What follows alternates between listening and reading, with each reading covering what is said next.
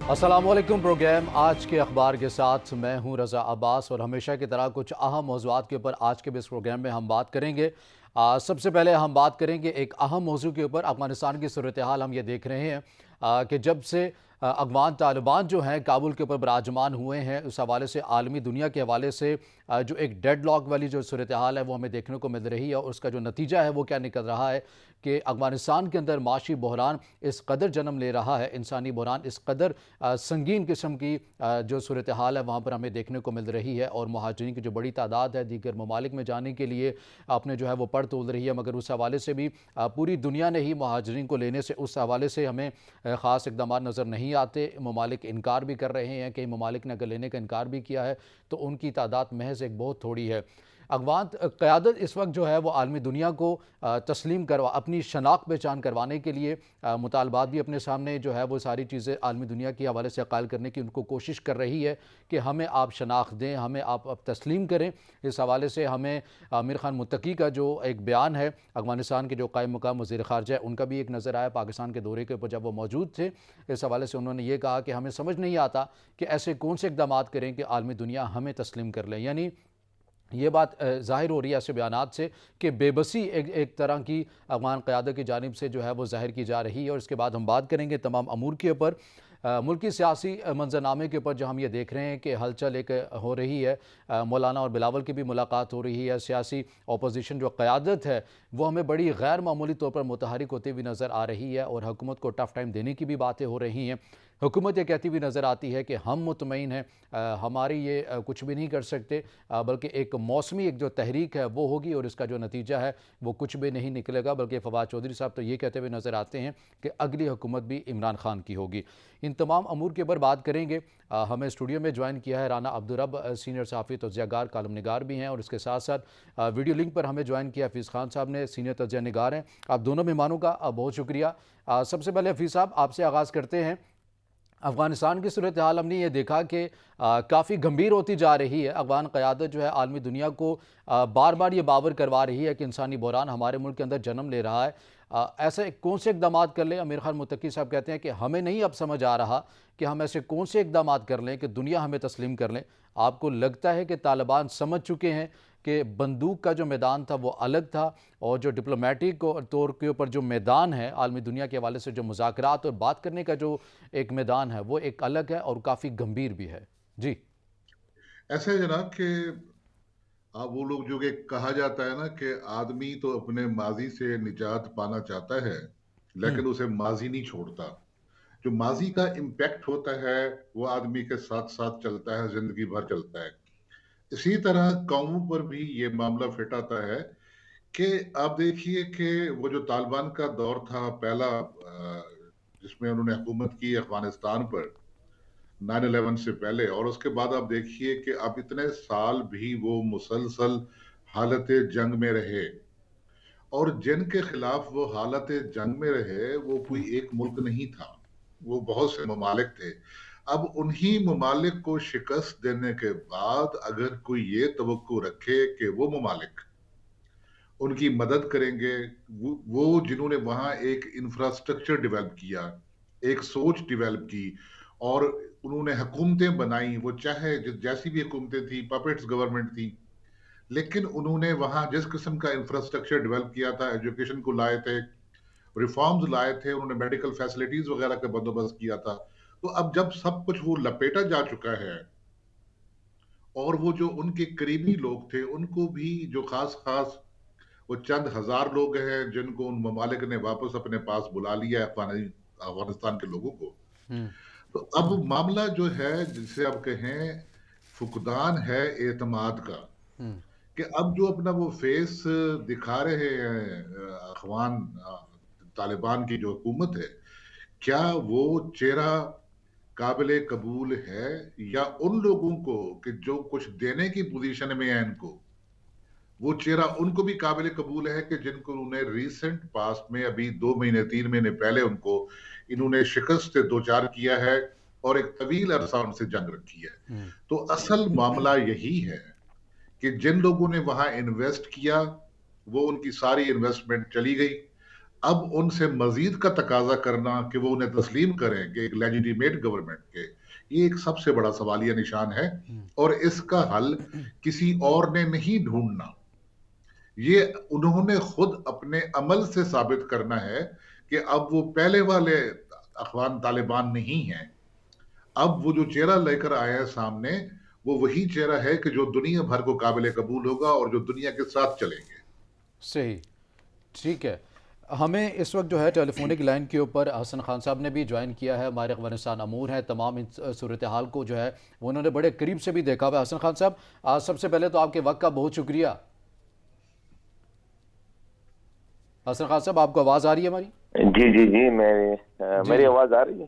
جی آ رہی ہے ٹھیک۔ جی حسن خان صاحب، سب سے پہلے تو السلام علیکم، اور آپ کے وقت کا بھی بہت شکریہ۔ اس کے ساتھ ہی پہلا سوال میں آپ سے یہ کرنا چاہوں گا کہ آپ نے چونکہ کل ایک اہم انٹرویو بھی کیا ہے امیر خان متقی صاحب کا، مجھے یہ بتائیے گا کہ طالبان قیادت جو ہے وہ کیا سوچ رہی ہے کہ عالمی دنیا ان کو تسلیم نہیں کر رہی ہے، اس حوالے سے ان کے حوالے سے کیا پالیسی ہے، کس طرح وہ دنیا کو منوائیں گے؟ انہوں نے امداد بھی لینی ہے، تمام جو چیزیں ہیں وہ پیوست ہیں، منسلک ہے عالمی دنیا کے حوالے سے، تو طالبان قیادت کیا اس وقت سوچ رہی ہے؟ آپ کو ابہام نظر آتا ہے، کنفیوژن ہے، یا وہ یقین ہے ان کو کہ وہ تسلیم کر لیں گے عالمی دنیا کو؟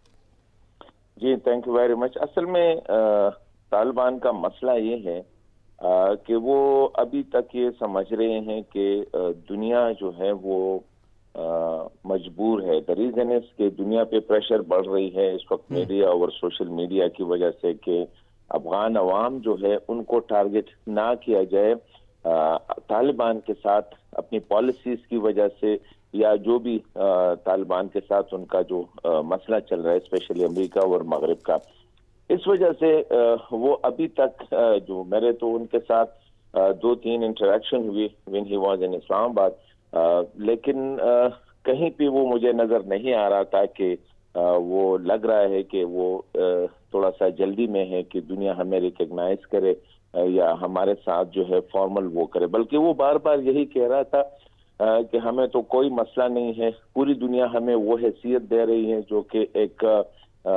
باقاعدہ طور پر تسلیم شدہ گورنمنٹ کے نمائندوں کو دے رہی ہے، اور وہ پاکستان کی مثال بھی دے رہا تھا کہ میں یہاں پہ آیا ہوں تو مجھے تو کہیں پہ یہ نظر نہیں آیا کہ میں ایک حکومت کا نمائندہ نہیں ہوں۔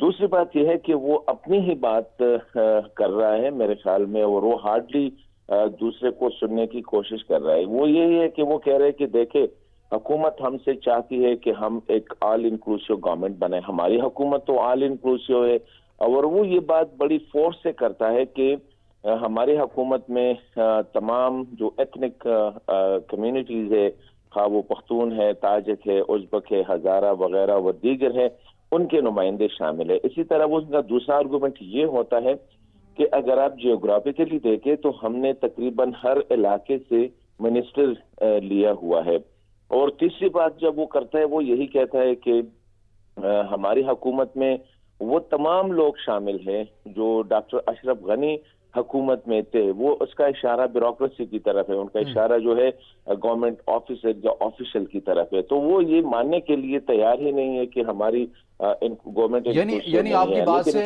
کی بات سے یہ لگ رہا ہے کہ یہ جو تاثر دیا گیا تھا کہ طالبان اب بدل چکے ہیں، ایسا کچھ بھی نہیں ہے؟ میرے خیال میں ان کے ذہن میں یہ ہے کہ جب دنیا نے ان کی کافی تعریف کی، میڈیا نے، کہ جب امریکہ کے ساتھ ان کی 18 مہینے پہ محیط مذاکرات ہوئے تو دنیا یہ سمجھنے لگی کہ یہ لوگ بہت بڑے اچھے سفارتکار ہیں، اور تو متقی صاحب نے پاکستان میں بھی وہ اپنی سفارتکاری جو تھی اس کا میرے خیال میں کافی اچھی طرح ان کا استعمال کیا ہے۔ تاثر یہ دیا ہے کہ مطلب اپنی بات کی ہے اور فل فورس کے ساتھ کی ہے۔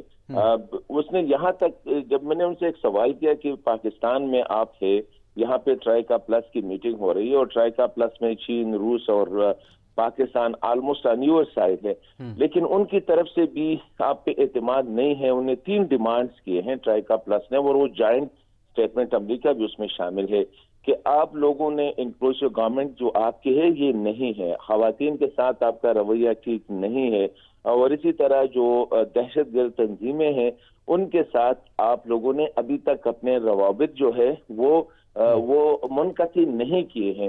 لیکن وہ کہہ رہا تھا کہ یہ تو سیاسی چیزیں ہوتی ہے، یہ دباؤ ڈالنے کے لیے ہیں اور ہم جو ہے کسی بھی صورت دباؤ ایکسیپٹ نہیں کریں گے. تو میرا مطلب یہ ہے کہ مجھے لگ نہیں رہا ہے کہ وہ اپنی جو کرنے سے جو وہ سنجیدگی اس طرح سے ہمیں کرے. جو ہے وہ ہوتی بھی نظر نہیں آ رہی. آپ کی باتوں سے جو ہے وہ آپ کو انٹرویو کے دوران یہ نتیجہ نکلا ہے. میں ایک آخری سوال آپ سے کرنا چاہوں گا کیونکہ آپ کی بھی مصروفیات ہیں یقینی طور پر.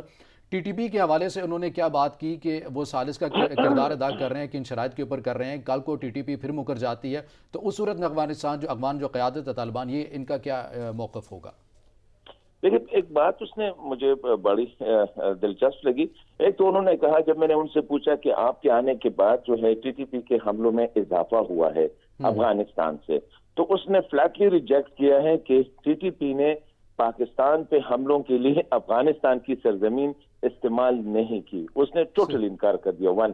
دوسری بات اس نے یہ کی، جب میں نے پوچھا کہتے ہم ثالثی کا کردار ادا کرتے ہیں. میں نے کہا جب ثالثی کا کردار ادا کر رہے ہیں اس کا مطلب یہ ہے کہ ٹی ٹی پی کے ساتھ مذاکرات افغانستان میں ہو رہے ہیں اور ٹی ٹی پی افغانستان میں ہے. کہتے ہیں نہیں، افغانستان میں نہیں، مذاکرات تو پہلے پاکستان میں ہوئے، لیکن ہو سکتا ہے اگر ضرورت پڑی تو افغانستان بھی ہوسٹ کر سکتے ہیں. مطلب انہوں نے یہ تاثر کو ظاہر کیا کہ مذاکرات جو ہے وہ افغانستان میں ہو رہے ہیں. انہوں نے کہا کہ مذاکرات تو پہلے ابھی تک پاکستان میں ہو رہے ہیں اور ہو سکتا ہے کہ افغانستان میں بھی ہو جائے. لیکن اس نے، جب میں نے اس سے پوچھا کہ گاڈ فوربیڈ یہ مذاکرات ناکام ہو جاتے ہیں، کیونکہ پاکستان کی جو ماضی ہے ان دہشت گرد تنظیموں کے ساتھ معاہدوں کے حوالے سے وہ اچھی نہیں ہے. ہر صورت ہم نے دیکھا ہے کہ یہ معاہدے ناکام ہوئے ہیں ماضی میں. تو اگر یہ معاہدے ناکام ہوئے اور ٹی ٹی پی نے اپنا روش جاری رکھا حملوں کا، تو آپ کیا، انہوں نے کہا کہ یہ تو بڑی ایک ڈپلومیٹک آنسر تعلق ہے کہ لیکن وی ول نیور الاؤ. اس نے یہ کہا کہ ہم کسی کو بھی، میں نے کہا ٹی ٹی پی کو، کہتے بھی ٹی ٹی پی کو بھی یہ اجازت نہیں دیں گے کہ وہ افغانستان کی سرزمین استعمال کرے، جو ان کی اسٹیٹک پوزیشن ہے. اور میں سمجھتا ہوں کہ کافی حد تک جو ہے وہ ٹی ٹی پی کے خلاف کسی بھی قسم کی، میرا رائے ہے انٹریکشن سے، کہ وہ ٹی ٹی پی کے خلاف طالبان جو ہے یا اسپیشلی جو حقانی نیٹ ورک ان کا ہے جو ایسٹ اور اسپیشلی صدرن ڈسٹرکٹ، یہ جو ایسٹرن سائڈ پہ جو آپریٹ کرتا ہے اسپیشلی خوست اور پاکستان کے ساتھ لگے ہوئے علاقوں میں، یہاں پہ میں نہیں دیکھتا ہوں کہ وہ مستقبل میں ٹی ٹی پی کے خلاف طاقت کا استعمال کریں گے فور کئی ریزنز. ٹی ٹی پی کے خلاف طاقت کا استعمال افغان قیادت نہیں کرے گی. حسن خان صاحب، آپ کے وقت کا بہت شکریہ. رانا صاحب، آپ نے گفتگو سنی حسن صاحب کی. سنجیدگی ہمیں اس طرح سے افغان قیادت کی نظر نہیں آ رہی. وہ یہ کہہ رہے ہیں کہ انٹرویو سے میں نے یہ چیز اخذ کی ہے کہ انہوں نے تمام چیزوں کو بڑا نارمل انداز میں کر رہے ہیں. تو ایسی صورت میں نقصان تو وہاں کی عوام کا بھی ہو رہا ہے. وہ کہاں سے جو اتنا جو انسانی بحران جو جنم لے رہا ہے، کیسے پھر صورتحال، وہ تو اثرات پاکستان پر آئیں گے. اچھا، اس میں تو پہلے یہ دیکھیں جو بھی ڈسکس ہو رہا تھا کہ امیر خان متقی نے تو کلیئر کہہ دیا کہ ہم افغان جو ٹی ٹی پی جو ہے اس کے خلاف ہم کارروائی نہیں کر سکتے، ہم سہولت کار بن کے مذاکرات ایک ٹیبل پہ لا سکتے ہیں. انہوں نے کلیئر کہا. یہ جو ٹریکا پلس کے بعد جو ان کی وہ پریس کانفرنس تھی اس میں انہوں نے واضح طور پہ یہ ڈسکشن کر. ایک بات جو اس میں اہم نقطہ تھا، یہ جو ٹریکا پلس کی جو میٹنگ ہوئی اکتوبر کے بعد ان کا یہ 9واں اجلاس تھا، اس میں کسی ایک جگہ پہ بھی امریکہ کی نمائندگی نہیں ہوئی. لیکن یہ پہلی دفعہ ہوا کہ امریکہ کے باقاعدہ جو نمائندہ خصوصی ہیں تھامس ویسٹ، جن کی تصدیق ابھی ہمارے دوست کر رہے تھے، تو وہ بھی اس میں شامل تھے. اور اس پہ نہ روس کو اعتراض تھا، نہ چائنا کو اعتراض تھا، نہ افغان طالبان کو اعتراض تھا، کسی کو بھی اعتراض نہیں تھا. اصل میں جو سوال ہے نا رضا بھائی، وہ دراصل یہ ہے کہ امریکہ نہ مانے، امریکہ کے ساتھ ان کی جنگ رہی. اصل سوال یہ ہے کہ چائنا اور روس جو امریکہ کے مخالف ہیں ان کو تو تسلیم کر لینا چاہیے تھا نا، وہ تسلیم کیوں نہیں کر رہے؟ اب پاکستان بھی نہیں کر رہا. پاکستان تو ابھی کرنا تو آپ کو پتہ ہے وہ پہلے بھی ہماری پالیسی جیسے رہی، لیکن ان دو ممالک کو تو کر لینا چاہیے تھا نا. اگر آپ ان کا بغور مطالعہ کریں تو اصل میں اعتماد کا فقدان ادھر بھی ہے. اصل میں 1970 اور 88 کے درمیان جو ہوا وہ کولن پاول اور ایم ایل کانسی کا جو واقعہ وہ آپ کے سامنے ہے. جو تاریخ ہے وہ اس چیز کی شاہد ہے کہ جو ماضی میں ہوتا رہا، امریکہ نے کس طرح استعمال کیا اور ساری چیزیں کس طرح ہوتی ہیں. ابھی تک چائنا اور روس ابھی تک اس بات پہ ان کو اعتماد نہیں ہوا کہ یہ کیا واقعی طالبان کی حکومت ہے یا امریکہ کے بھیجے ہوئے یہ نمائندے ہیں. یہ جو کچھ عرصہ پہلے جو ہمارے پاس تمام انٹیلیجنس کے چیف کا جو اجلاس ہوتے رہے، اس کی بنیادی وجہ یہی تھا کہ اعتماد کا دونوں طرف پہ فقدان تھا، جس کی وجہ سے تمام ایشوز ہوتے رہے. اب اس میں ایک نقطہ اہم ہے کہ امریکہ نے جو ایک معاہدہ کیا تھا فروری 2020 میں، اس میں پہلی جو شک تھی وہ یہی تھی کہ جو عالمی سطح پر جو ہماری پابندیاں ہیں افغانستان پہ یا افغان طالبان پہ، وہ ہم ختم کریں گے. ابھی تک وہ بھی نہیں کی گئی. تو کسی حد تک جہاں طالبان کی سنجیدگی غیر سنجیدگی ہے، وہیں پہ امریکہ کی بھی ہے. امریکہ بھی اپنے وہ معاہدے پورے کرنے کو ابھی تک تیار نہیں ہے.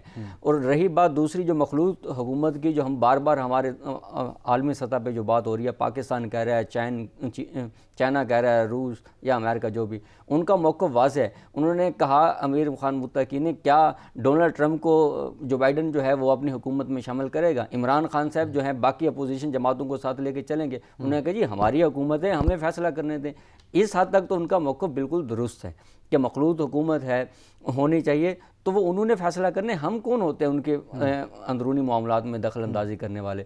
اور جو اصل ایشو جو ہے پاکستان کا، وہ دو ہی ایشو ہے جو ہماری عسکری قیادت کو جو درپیش ہے. ایک ٹی ٹی پی کو محدود کرنا، جو بنیادی طور پہ کہ کسی طریقے سے ایسا لاہ عمل اپنایا جائے کہ ٹی ٹی پی کسی حد تک محدود ہو جائے. اور دوسرا داعش جو ہے وہ چیلنج وہ افغان طالبان کے خلاف بھی ہو سکتا ہے، وہ امریکہ کے خلاف بھی ہے، وہ چائنا کے، رشین، اس پہ آ کے سارے جو ممالک ہیں وہ متفق ہیں کہ اس کے خلاف بھی کارروائی ہونی چاہیے. اچھا حفیظ صاحب، میں آپ سے یہ بھی جاننا چاہوں گا کہ طالبان اپنے اقتدار کو جواز بنانے کے لیے امریکہ اور جو دوسرے جو غیر ممالک ہیں ان سے اپنی حمایت بھی چاہتا ہے تاکہ اس کو اپنی ایک شناخت بھی مل سکے، اور گو کہ یہ کہا جائے کہ اس کو ایک آزادی ایک اپنی چاہیے. گو کہ پہلے وہ نعرہ لگا چکے کہ ہم یہ جنگ جیت چکے ہیں اور آزادی ہم نے حاصل کر لی ہے. ایک طرف آپ کو یہ چاہیے کہ عالمی جو دنیا ہے وہ آپ کو تسلیم بھی کر لے، آپ کی امداد کو بھی بحال کر دے.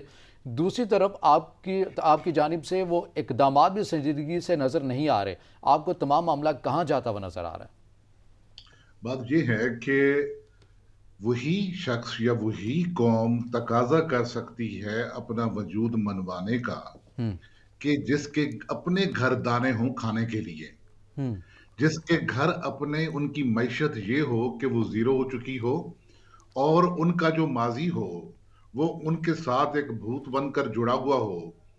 اور آپ دیکھیے کہ یہ جو میں نے بات کی تھی ڈیفیسٹ کی، کانفیڈنس کی، کہ فقدان ہے اس کا، تو آپ دیکھیے کہ ایک طرف امریکہ ہے اور اس کے الائڈ کنٹریز ہیں جن کو یورپ کو انہوں نے ابھی شکست دی ہے.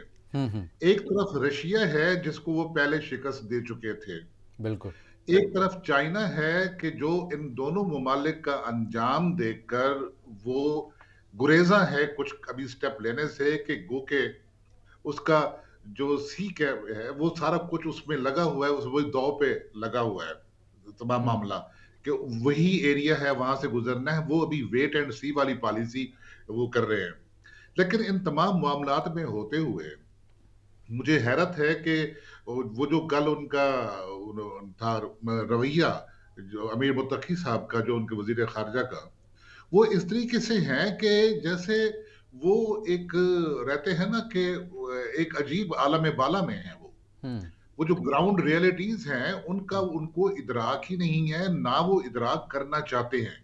اب پاکستان کا مسئلہ کیا ہے؟ پاکستان گھرا ہوا ہے کہ اس کا یہ بارڈر غیر محفوظ اس لیے ہو جاتا ہے کہ ایک تو وہ جو تمام دہشت گرد گروپ ہیں جس میں داعش بھی ہے، باقی لوگ بھی ہیں، القاعدہ کا بھی وجود رہا ہے سارے، اور وہ کہیں نہ کہیں اب بھی موجود ہے.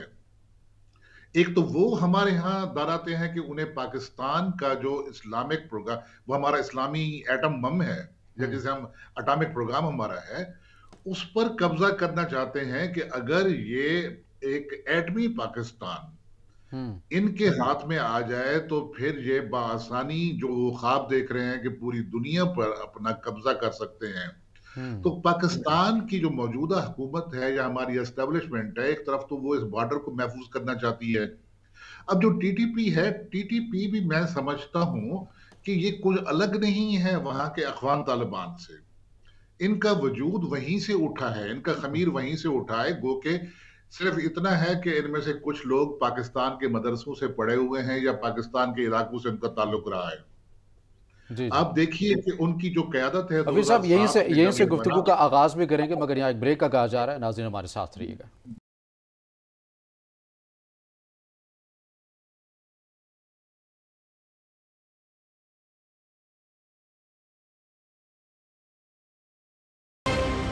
ब्रेक के बाद नाज़रीन प्रोग्राम में आपको खुशामदीद कहेंगे और हम बात कर रहे थे अफगानिस्तान की सूरत हाल के ऊपर। हफीज़ साहब, मैं फिर आप ही की तरफ आऊँगा और मैं ये जानना चाहूँगा कि चूँकि आपने इन तमाम अमूर को बड़ा करीब से देखा है, TTP जैसे जो अस्करी गिरोह जो हैं रियासत मुखालिफ बयानियाँ लेकर खड़े हो जाते हैं और ताकत का मुजाहरा करते हैं, ताकत के बलबूते के ऊपर अपने बयानात और अपने मुतालबात जो हैं मनवाने के लिए कोशा होते हैं। क्या समझते हैं कि ये जो नज़राती ग्रोह बना दिए जाते हैं, जिनके हाथ में असलहा पकड़ा दिया जाता है, इनसे मुज़ाकरात कर लेना, इनको मुज़ाकरात की टेबल पर ले आना, यही मसले का हल है या फिर ऑपरेशन हल होता है वाहिद? इनसे मैंने पहले भी बात की थी कि इस किस्म के जो ग्रुप होते हैं उनसे मुज़ाकरात नहीं हो सकते। अगर आप एजेंडे पर गौर करें जो अभी तक सामने नहीं आया, लेकिन जो एक हिडन एजेंडा है या जो आदमी उनके बारे में जान सकता है या सोच सकता है कि वो चाहते क्या होंगे। जो तहरीक तालिबान पाकिस्तान बनी वो अफगानिस्तान के तर्ज पर, जैसे मैंने पहले कहा, उनके दो मुतालबात हैं जो मैं समझता हूँ। एक तो वो जो हमारा सांप का फाटा था और अब वो केपी का एक सेटल्ड एरिया बन चुका है, वो वहां पर, और जो मौजूदा केपी है यहां तक वो अपनी हुकूमत चाहते हैं, डोमेन चाहते हैं।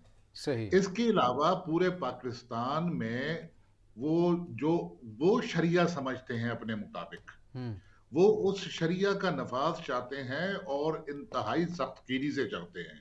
हम्म। अब ये दो मुतालबात हैं, ये दोनों मुतालबात अगर पाकिस्तान का आइन इसकी इजाजत देता है तो फिर तो हम उनसे मुज़ाकरात कर सकते हैं। हम्म। तो मुझे समझ नहीं आती कि हमारी हुकूमत जो उनसे मुज़ाकरात किए जा रही है, क्या वो सिर्फ इसलिए किए जा रही है कि इधर वो हमले करना बंद कर देंगे? हम्म। उनके जो बड़े बड़े ग्रुप हैं वो 13 ग्रुप हैं, जो तहरीक तालिबान पाकिस्तान के, हम्म। और वो सारा का सारा इलाका जो पाकिस्तान की बाउंड्री के करीब है वो वहां से हमले करते हैं और फिर वो पाकिस्तान के अंदर भी घुस आते हैं और ऐसी ऐसी वारदातें कर गुजरते हैं कि वो उसका माजी पूरा आपके सामने है बिल्कुल। कि किस किस्म की दहशतगर्दी की वारदातें हुई। हम्म। तो क्या उन 13 ग्रुपों को जो एक स्ट्रेटेजी के साथ, एक हिकमत अमली के साथ मूव करते हैं, वो वही होता है कि एक बैड कॉप गुड कॉप वाले वो खेल भी खेलते रहते हैं? वो बहुत समझदार लोग हैं। हम्म। एक मुज़ाकरात करता है, एक हमले करता है, एक प्रेशर बढ़ाता है और दूसरा आगे चलता है। हम्म। अब जो 1 महीने का सीज़ फायर का मुआहदा हुआ है 8 नवंबर को, हम्म। इसके बदले में आप ज़रा सोचिए कि क्या दिया गया होगा, जिसे कहते हैं ना कॉन्फिडेंस बिल्डिंग मेजर्स के लिए, जी जी। कि आप एतमाद को बढ़ा रहे हैं, तो क्या वो कितने लोग हैं टीटीपी के जो इधर जेलों में थे उनको छोड़ा गया है, वो कौन कौन से लोग थे, वो कौन कौन सी वारदातों में मुलव्वस थे, वो कौन कौन सी कैद कार्रवाइयों में मुलव्वस थे, इसका ना तो अवाम को पता है, ना पाकिस्तान की असम्बली को पता है। और वो असम्बली जो कस्टोडियन है, वो पार्लियामेंट जो पाकिस्तान की आइन की, अगर आप उनसे मुज़ाकरात करने जा रहे हैं, आपको याद होगा कि नवाज शरीफ की वजारत उज़्मा के वक्त में भी इस किस्म के मुज़ाकरात का सिलसिला शुरू हुआ था, बिल्कुल। बिल्कुल। लेकिन पार्लियामेंट का इजलास हुआ था, आपको याद होगा। हम्म। वो सारा उनको एतमाद में लिया गया था कि अंदर वो इन कैमरा था। हम्म। फिर भी ये था कि आप करने क्या जा रहे हैं? जब किसी प्रेशर ग्रुप के मुआहदे ही आपके आइन के बिल्कुल बरअक्स हों, वो आपकी जो सरजमीन है उस पे आना चाहते हों और अपनी मर्जी की हुकूमत करना चाहते हों बंदूकें लेकर, तो क्या उनसे मुज़ाकरात आइन की हदूद के अंदर हो सकते हैं हम्म। या नहीं हो सकते? ये एक ऐसा मखमसा है कि हम्म। जो ना तो हमारी हुकूमत को समझ आ रहा है हम्म। और ना ही किसी दूसरे फरीक को।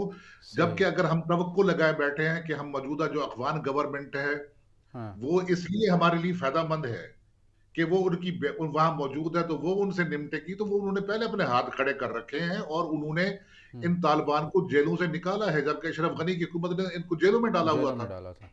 बिल्कुल ऐसे ही। तो जी जी। ऐसे में कैसे हो सकता है? हमारी तो मैशत बर्बाद होकर रह गई है सारी की सारी। सही। पाकिस्तान की मैशत पे हम दो मुल्क पाल रहे हैं। हम्म। अभी हमारे वजीर आजम साहब ने भी कह दिया कि वो हमारे गंदम भी वहां जाए, चीनी भी वहां जाए और हमारी दालें भी वहां जाए, हमारा जो लाइफ स्टॉक है वो भी वहां जाए, गोश्त वोश्त सारा। तो पाकिस्तान में तो चीजों की जो महंगाई की लहर है इस तरफ कोई तवज्जो नहीं देता। کہ اگر دو ملک اس پہ پلیں گے تو پھر کیا ہوگا. اور یہی بات آپ دیکھیے کہ جو ڈالر کا ریٹ بڑھتا جا رہا ہے, ہم باہر سے چیزیں گندم منگوا رہے ہیں, چینی منگوا رہے ہیں ایک زرعی ملک ہوتے ہوئے, اور وہ سارا پیسہ ہم ڈالرز میں پے کر رہے ہیں, اور ادھر سے ہمیں کیا ملتا ہے, ادھر سے ہمیں افغانی ملتا ہے اور افغانی روپیہ ملتا ہے, اور ہمارا جو زر مبادلہ ہے اس کا لیول برباد ہوتا چلا جا رہا بالکل. ہے. مہنگائی کے حوالے سے بھی ہم پروگرام میں بات کریں گے, اپوزیشن کے حوالے سے بھی. لیکن رانا صاحب, پہلے میں آپ سے یہ جاننا چاہوں گا کہ جس طرح حفیظ صاحب نے بھی جو ٹی ٹی پی کے مذاکرات کے حوالے سے جو ہے وہ بات جو کی, لیکن میرا جو سوال ہے وہ افغان طالبان کے حوالے سے آپ سے یہ ہوگا کہ آپ سمجھتے ہیں کہ داعش واقعاً افغان طالبان کے لیے بہت بڑا مسئلہ ہے, یا دیگر امور کی طرح افغان قیادت جو ہے اس مسئلے کو بھی بڑا لائٹ لے رہی ہے؟ یہ جو داعش ہے نا, صرف افغانستان کے لیے, پاکستان کے لیے, امریکہ کے لیے, بلکہ سب کے لیے وہ بڑا خطرہ ہے. ایک بات, بہت سے کارروائیاں وہ کر چکے ہیں, ابھی انہوں نے اعلانیہ نہیں کی لیکن وہ کارروائیاں کر چکے ہیں, بہت سے دھماکے ہو چکے ہیں, ٹارگٹ کلنگ ہو چکی ہے افغانستان میں. ایک تو یہ ہے. ٹی ٹی پی کے حوالے سے بھی حفیظ خان صاحب ایک بات کر رہے تھے, تو میں اکثر کہا کرتا ہوں کہ نیک محمد سے لے کر اب جو 6 معاہدے اب تک پاکستان کر چکی ہے ریاست, اس میں سے کوئی کامیاب نہیں ہو سکا. پھر 2014 میں اکثر کہا کرتا ہوں سوات میں آپریشن کرنا پڑا. تو یہ جو معاہدہ ہونے جا رہا ہے یہ بھی کوئی دیر پا نہیں ہوگا. اس کی بنیادی وجوہاتیں ہم 102 ان کے قیدی چھوڑنے جا رہے ہیں. جب ہم ان کی جتنی ریکوائرمنٹ ہے ہم ماننے کو تیار ہیں, تو مجھے بتائیں وہ ہمیں کیا دیں گے سوائے اس کے کہ سیز فائر. اگر سیز فائر ہی ایشو ہے تو پھر بار لگانا جو ہے اپنے سارا اتنا عرصہ جو محنت کی اس کا کیا فائدہ ہے؟ اگر یہی مذاکرات کرنے تھے, ٹیبل پہ آنا تھا, اپنے سیز فائر کرنا تھا, یہ ساری چیزیں کرنی تھی, تو پھر اس سارا پروسیس کرنے کا, اتنی پیسہ لگانے کا اس کی کیا ضرورت پڑی؟ تو ہم مذاکرات کر دیں. تو میرا ماننا یہ ہے کہ لیکن آپ کو لگتا نہیں کہ بڑی بڑی جنگوں کا جو اختتام ہے یا ایسی جو چیزیں ہیں وہ مذاکرات کے اوپر ہی حل ہوتی ہیں, چاہے وہ 9/11 ہو یا دیگر ایسے امور ہو؟ ہم نے دیکھا کہ امریکہ نے بھی ایک عرصہ جنگ کی ہے, بعد میں اس کا جو معاملہ ہے وہ آپ کو ایک ڈائلاگ کی صورت میں ہی نکلتا ہوا نظر آیا. لیکن جتھوں سے تو مذاکرات نہیں ہوتے نا, ممالک سے ہوتے ہیں. یہ جتھے ہیں, ان جتھوں سے بھی آپ کسی کے اوپر دھونس دھاندلی کے اوپر, جبر کے اوپر آپ کسی کے اوپر حکومت کرنا چاہیں تو ایسے ممکن نہیں ہو سکتا نا. ٹیبل ٹاک پہ بھی آنے کے کچھ لوازمات ہوتے ہیں, اس کے بعد ساری چیزیں ہوتی ہیں. کچھ دو اور کچھ لو والی پالیسی ہوتی ہے. ساری چیزیں مختلف ہیں. میں نہیں سمجھتا کہ یہ جو امن کا معاہدہ ہے یہ دیر پا چلے گا, بلکہ اب تو دنیا بھی کہنے لگ گئی ہے کہ اب میر متقی نے تو واضح کہہ دیا کہ ہم آپ کے سہولت کار بنیں گے, ہم ٹی ٹی پی کے خلاف کارروائی کرنے کو تیار بالکل بھی نہیں ہے. ٹھیک ہو گیا. حفیظ صاحب, یہ والا موضوع یقیناً تو افغانستان, اس کے اوپر کافی بات جو ہے وہ مزید بھی کی جا سکتی ہے, لیکن وقت جو ہے وہ اتنا نہیں, ہم نے دوسرے موضوع کے اوپر بھی بڑھنا ہے. اپوزیشن آپ کو غیر معمولی طور پر متحرک ہوتی ہوئی نظر آ رہی ہے. ملکی سیاست کے اندر سیاسی منظرنامہ ہمیں ایک بار پھر اس میں ایک ہلچل ہوتی ہوئی نظر آ رہی ہے. آپ کو لگتا ہے کہ اپوزیشن جو ہے وہ واقعاً سنجیدہ ہو چکی ہے حکومت کو گرانے کے لیے؟ لیکن جب کہیں کوئی آپ کا مخالف کمزور پڑتا ہوا دکھائی دیتا ہے یا وہ مقبول نہیں رہتا, اس کی پاپولیرٹی ایون گھر میں بھی نہیں رہتی, صحیح, اور جو اس کے دوست ہیں وہ اس سے علل اعلان اپنا جو اعلان لا تعلقی کرنے لگتے ہیں, چاہے ٹوٹا نہیں ابھی تعلق ان کے اتحادیوں کا, لیکن اس وقت تو پھر اپوزیشن کو اور کیا چاہیے ہوتا ہے, وہ سامنے آتی ہے. ایک طرف عوام کی چیخ و پکار ہے. میں آپ سے پہلے عرض کر رہا تھا کہ ہمارے ہاں میں حیران ہوتا ہوں کہ اس طرف توجہ کیوں نہیں دی جاتی. ہم مہنگائی کی بات تو کرتے ہیں, مہنگائی کی وجوہات صرف یہ نہیں ہے کہ پاکستان میں کوئی کنزمپشن بڑھ گئی ہے. ہمارا جو سارا پیٹرول ہے, ڈیزل ہے, آئل ہے, وہ سارا افغانستان جا رہا ہے. ہمارا ڈالر افغانستان جا رہا ہے, ہماری گندم افغانستان جا رہی ہے, ہماری جو چینی ہے, دالیں ہیں, یوٹیلیٹی ہے, اور ہمارا لائف سٹاک, یہ گوشت جو ہے, گائے بھینسیں بکرے وغیرہ, یہ تمام یہ افغانستان جا رہے ہیں. تمام چیزیں, چونکہ وہ تو آپ کہتے ہیں لینڈ لاک کنٹری ہے نا, اور ہم اور ان کے ساتھ کسی اور کا کوئی تجارتی تعلق بھی نہیں رہا. اب میں نے جیسے پہلے عرض کیا کہ ہم یہ ساری چیزیں ایک زرعی ملک ہوتے ہوئے بھی, جب پاکستان باہر سے گندم منگوا رہا ہو, چینی منگوا رہا ہو, اور باقی تمام چیزیں منگوا رہا ہو, اور وہ ساری منگوانے کے بعد وہ کسی دوسرے ملک میں چلی جائیں جہاں سے آپ کو ڈالر کی بجائے ان کا مقامی روپیہ ملے, افغانی ملے, تو پھر پاکستان کی معیشت کا کیا حال ہوگا؟ یہ جو ہمارے ہاں معیشت کی بربادی پھیلی ہے, اس کا یہی سبب ہے کہ مہنگائی کنٹرول میں نہیں آ رہی. ہم بڑے فخر سے کہتے ہیں, ہمارے وزراء بڑے فخر سے کہتے ہیں جی ہمارے آئل کنزمپشن بڑی ہے. آئل کنزمپشن کہاں سے اتنی بڑھ گئی یکدم؟ آپ دیکھیں کہ جب سے اگست میں طالبان گورنمنٹ آئی ہے, وہاں سے پہلے ہمارے ہاں چیزوں کا کنزمپشن کا کیا لیول تھا اور اب کیا ہے, کتنی مقدار میں کیا چیزیں ہیں. اور جب ہمارے ملک کا جو چیف ایگزیکٹو ہیں وزیر اعظم, وہ افغانستان کے وزیر خارجہ سے ملاقات کرتے ہوئے یہ خود علل اعلان کہہ دیں کہ جناب اب ہماری ہر چیز آپ کے لیے حاضر ہے, ہماری گندم بھی حاضر ہے, چینی بھی حاضر ہے, لائف سٹاک بھی حاضر ہے, تو پھر ایک ملک اگر زر مبادلہ پے کرے گا اور دوسرا ملک اس کو استعمال کرے گا تو پھر اس ملک کے لوگ کہاں جائیں گے؟ ہم اپنے لوگوں کو بھوکا مار کے, ہم اپنے لوگوں کو سڑکوں پر لا کر یہ کیسے بالکل بالکل توقع ٹھیک کر ہو گیا, آپ سکتے کا ہیں؟ نقطہ آ گیا. میں رانا صاحب سے بھی اس حوالے سے بات یہ کرنا چاہوں گا کہ حکومت کو جو درپیش جو چیلنجز ہے, رانا صاحب آپ کو لگتا ہے کہ حکومت نمٹ لے گی؟ ساتھ مجھے اس کا بھی جواب دے دیں کہ قاف لیگ اور ایم کیو ایم کے اصل میں تحفظات ہیں کیا؟ اچھا, جو قاف لیگ کے بنیادی تحفظات ہیں وہ بلدیات کے حوالے سے ہیں. اچھا, اگر ہم ماضی میں دیکھیں جب بھی پی ڈی ایم متحرک ہوئی, انہوں نے لانگ مارچ کی بات کی, تو جو ایم کیو ایم ہے یا قاف لیگ ہے, دونوں کے تحفظات ہمیشہ سامنے آتے ہیں. ان کے بلدیات کے حوالے سے ایشوز ہیں کہ بلدیات کے جو الیکشن ہیں اس میں تھوڑی بہت ترمیم کر کے اپنی مرضی کی چیزیں ہم کر لیں, تاکہ ہم بلدیات میں خاص کر جو 4 ان کے اضلاع ہیں ان میں وہ حکومت بنا سکیں.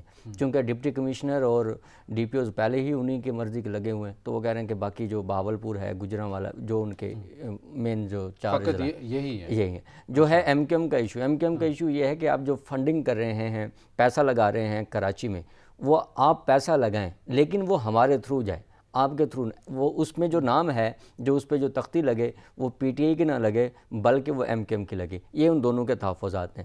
رہی بات دوسرے چیلنجز کی یا پی ڈی ایم کی, اب 3 وزراء جو ہیں وہ جلد ہی استعفیٰ دینے جا رہے ہیں, 1 ہفتے کے اندر آپ کو بھی خبر مل جائے گی. کون سے دن ہو رہا؟ 3 وزراء ہیں, اور مین وزراء ہیں جو سب سے زیادہ بولتے ہیں, جو کہتے ہیں کہ جو کشتی جو ہے وہ بالکل ٹھیک ہے, اس میں کوئی چھید نہیں ہوا. وہ 3 وزراء جو ہیں وہ آپ کو بھی زیادہ پتہ ہے, اور مجھے بھی یہ ہفتہ گزرنے دیں, آپ کو چیزیں ہم تو آپ سے پوچھ رہے ہیں, بتا دیں ان کے نام. جی اب پتہ لگ جائے گا آپ کو, ہفتہ گزرنے دیں. صحیح. اچھا, 3 وزراء استعفیٰ دینے جا رہے ہیں.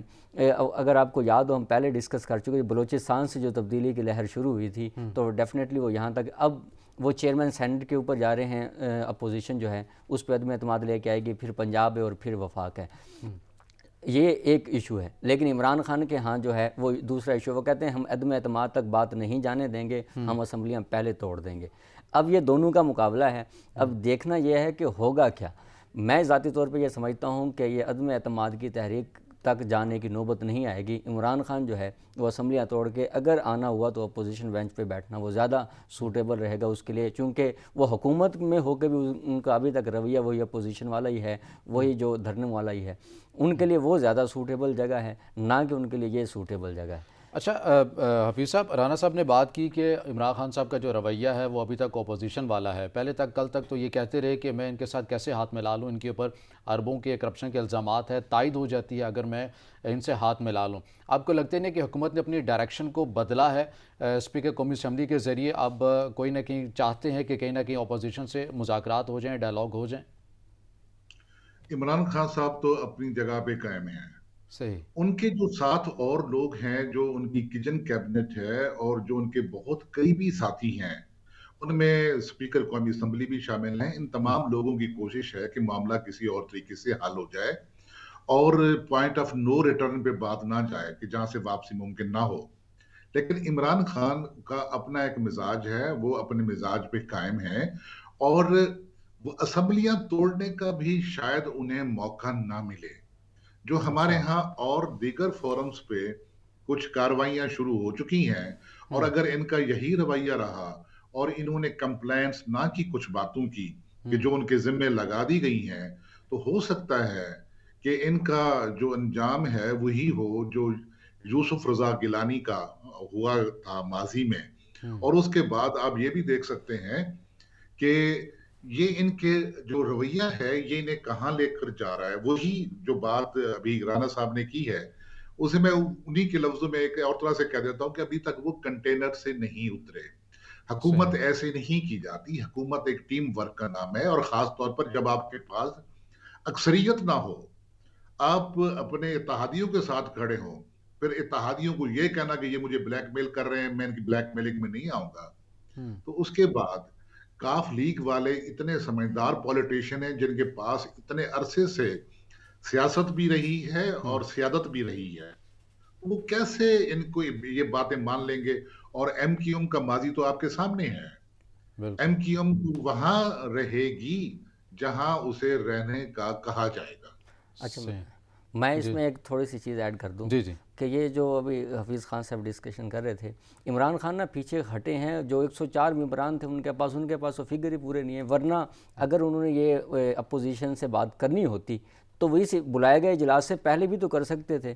اب ان کے لیے ایشو کیا بنا کہ ان کے پاس فگر پورے نہیں ہوئے۔ جب ان کے پاس فگر پورے نہیں ہوئے تو انہوں نے کہا کہ بجائے اس کے کہ ہم ان کے کاف لیگ اور ایم کیو ایم سے بلیک میل ہونے کے ہم اپوزیشن سے بات کر لیتے ہیں، اور انہوں نے اپنی نااہلی چھپانے کے لیے یہ خط لکھا ہے، نہ کہ انہوں نے کوئی محبت میں یا کوئی قومی مفاد میں ساری چیزیں کرنے کی کوشش کی ہیں۔ ایسا کوئی ایشو نہیں ہے۔ اچھا، یہ جس اجلاس کی بات کریں وہ یقینی طور پر انتخابی اصلاحات کے حوالے سے جو بات ہے وہ ہو رہی تھی۔ رانا صاحب، ملک کے اندر مہنگائی ایک بہت بڑا چیلنج ہے، ہر طبقہ اس سے متاثر ہو رہا ہے، اور حکومت اجلاس پر اجلاس کر رہی ہے، کور کمیٹی کے اجلاسات بھی بلاتی ہے، جتنی بھی جو چیزیں مہنگائی کے حوالے سے بات ہوتی ہے، لیکن زیادہ انتخابی اصلاحات کے اوپر ان کا بہت زور ہے۔